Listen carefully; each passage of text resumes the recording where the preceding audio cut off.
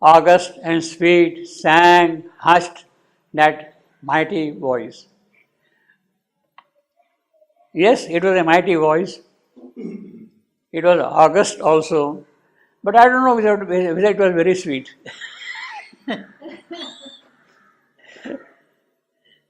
Whether it was really very sweet, you see. Because she has not really offered something which would satisfy him, make him happy. Yes, it's a very beautiful voice, august voice and all that. Sang, hushed that mighty voice. Nothing now moved in the vast and brooding space. A stillness came upon the listening world. A mute immensity of the eternal peace. So, what is the quality of the stillness? Mute immensity of the eternal peace. That is the stillness. In upon the listening world, those who are able to hear her voice, they see a mute immensity of the eternal peace, Shanti, Brahma Shanti, eternal Shanti. It is that which is now filling up the whole space. And whatever is going to be spoken will be spoken in that Brahma Shanti, eternal peace. Eternal peace. And therefore we have here, but. That is the most important word. In whole Savitri, every time with a but, it is the But. most important thing. In fact, later on we have seen also, but Ashwapati replied, but this happened, but you see, but. In other words, all that she was talking is not acceptable. There is going to be a counter argument. There is going to be another proposal. The divine has made a certain proposal. This man, this yogi, is going to make another proposal. Yes, what you are saying is this, but also listen to me. I would like to do this. I would like you to do this. But a cry amid the silence of the vast, amid the eternal peace, a cry. This cry, the urge, the longing, the yearning of the earth's soul, the anguish, the desire of your soul. It is that which is now crying.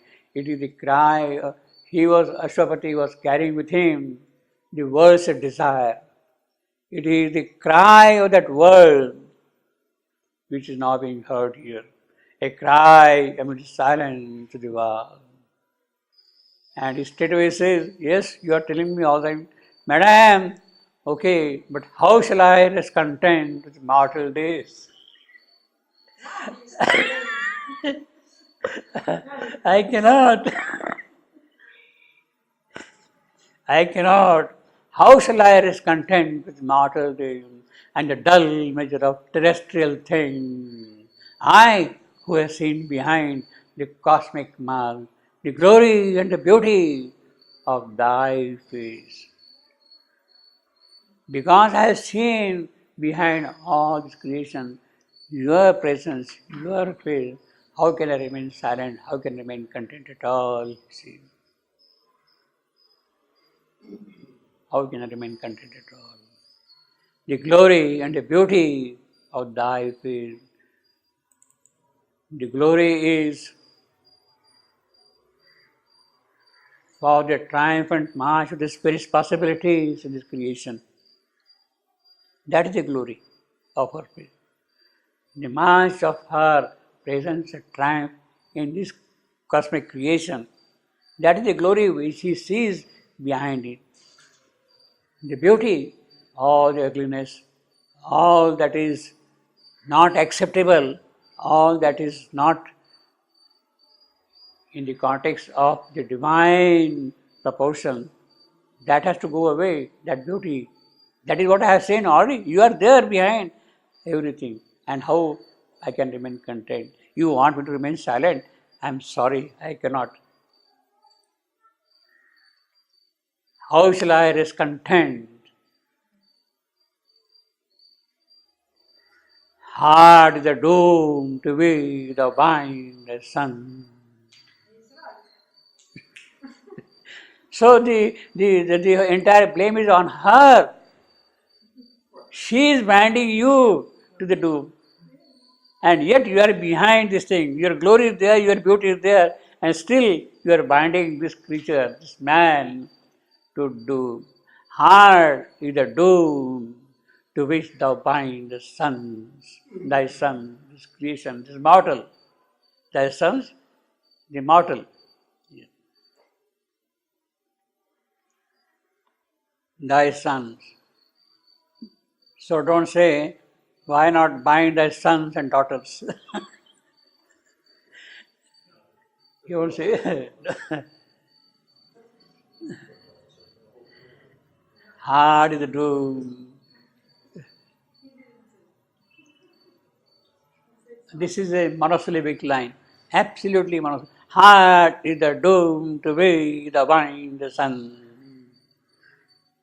It's a very forceful line, monosyllabic, very forceful line. You see, the entire onus is on her. You are binding us to doom. You are binding us to death. You are binding us to falsehood. So it is you who must do something. It is you who must do something, not me. Hard is the doom. Hard is, that is rocky. The doom I am, to which spirit thou binds, I am. The sun, again I am. So that's the rhythm. Hard is the doom to which thou bind the sun. How long shall our spirits battle with the night? That's a very dramatic kind of statement. Very rhetoric force is there. How long shall our spirits battle with the night? How long? How long? As long as you want to remain in ignorance. You will keep on battling with the night as long as you want to remain in ignorance. You have to come out of the ignorance. Then the battle is over. You are in ignorance. How long shall the spirits battle with the night and bear defeat and the brute yoke of death? We who are vessels were deathless foes and builders with the Godhead of the race.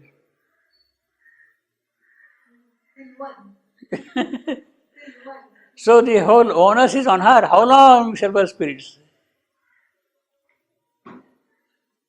The onus, and you want time to let do time's work in its own manner. How long? Another few ages. How long? Yeah. Our spirits battle with the night and bear defeat and the brute yoke of death. We who are vessels of deathless foes and builders. Well, Ashapati is too generous. He says, we. How many of us really, we who are vessels of deathless foes, how many of us are really the vessels of deathless foes? How many of us have really done any yoga, any sadhana at all to claim this thing? But we who are vessels, that we stands for the unfailing line, self-born unfailing line.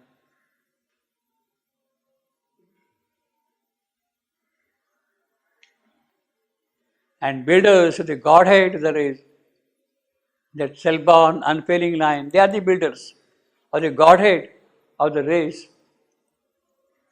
Step by step, they are building up the ladder. Or, if it is thy work I do below, amid the error and waste of human life, in the vague light of man's half-conscient mind, why breaks not in some distant gleam of thee? Why not some divine light come here? Yes, we are living in the mental consciousness. How conscious mind? We are mental beings, all right. In the vague light, that is of course the vague light of man, you see, mind. Why in the mental knowledge some inspiration, some revelation, some intuition flash through and take him forward? Why breaks not in some distant gleam of the, it is not happening. Ever the centuries and millenniums pass. Well, it has been happening since the arrival of the mental being. It's more than centuries and millennium. Since the arrival of the mental being, this is what is happening all along. How long? Where into grayness is thy coming ray. Grayness because of the mental light. Half light, half dark. Is thy coming ray. Very the thunder of the victory's wings. Very that eagle flying over the mountains.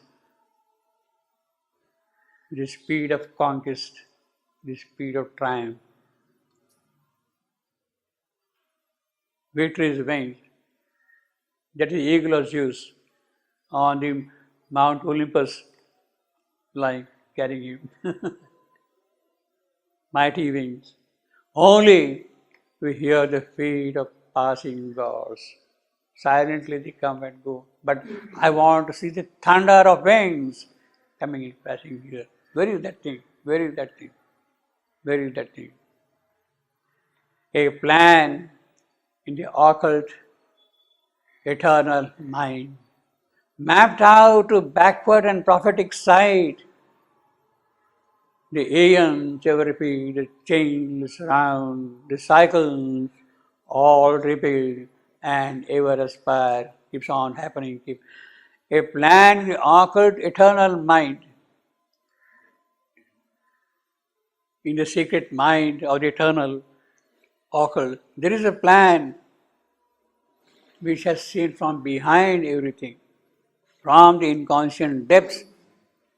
A kind of a prophetic sight is there, which is seeing things future. And it is that plan which is keep on repeating again and again. The eons ever repeat, the changeless round, the cycles all rebuild and ever aspire, keeps on happening. A plan in the occult eternal mind is a very significant phrase, you see. In the depths of this occult mind, in the inconscience, there is a kind of a map, there is a kind of a plan of prophetic sight looking forward. But in spite of that, things are repeating again and again in the same manner. All we have done is ever still to do. We are not really achieved anything at all. We are not really achieved anything at all. All we have done is ever still to do. All breaks and all renews and is the same. Keeps on repeating again. All we have done is ever still to do. See, these single line sentences, they really bring a kind of force in his argument. It's a very rhetorical kind of speech, very powerful. You see. Rebutting what she was telling all along, you see. All we have done is ever still to do. All breaks and all renews and is the same.